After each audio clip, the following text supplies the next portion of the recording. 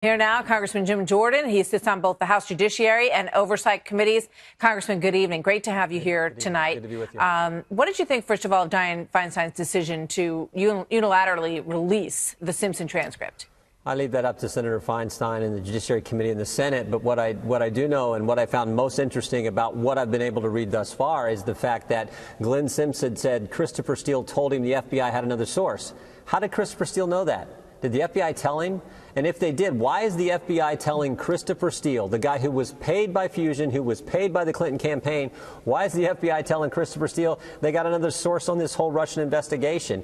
I think that is interesting and something we need to get to the bottom of. Yeah, I mean, it goes to the larger question of whether or not there was a coordinated effort between these intelligence agencies and perhaps including the FBI and the Clinton campaign to dig up dirt on Donald Trump, right?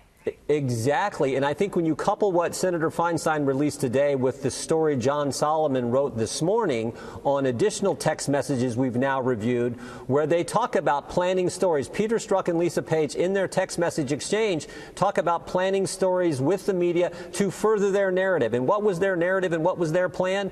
It was the insurance policy that was designed to make sure that we can't take the risk the American people are going to elect Donald Trump president. So now this all fits together. So that's what I found most interesting today, is those text messages that John Solomon wrote about, along with what Senator Feinstein released, and how it fits this idea that the FBI was actively planning and orchestrating in a systematic way this idea we're going to generate stories that further our narrative and the plan we have. Yeah, it's remarkable. We reported on those text messages last night. We can put them up on the screen so people can see them at home. Lisa Page says the article is out, but hidden behind the paywall. Can't read it. And Peter Strzok goes on to say, boy, that was fast. Wall Street Journal, boy, that was fast. Should I find it, in quotes, as if to suggest that he already knows where it is, and tell the team? With regard to the other revelations here, that someone died as a result of the exposure of this dossier, and that perhaps sources were uncovered, and that someone got angry about that, you know, and perhaps someone was killed as a result. What do you make of that information, Congressman? I don't know and if that happened, of course, that's terrible, and I hope it didn't.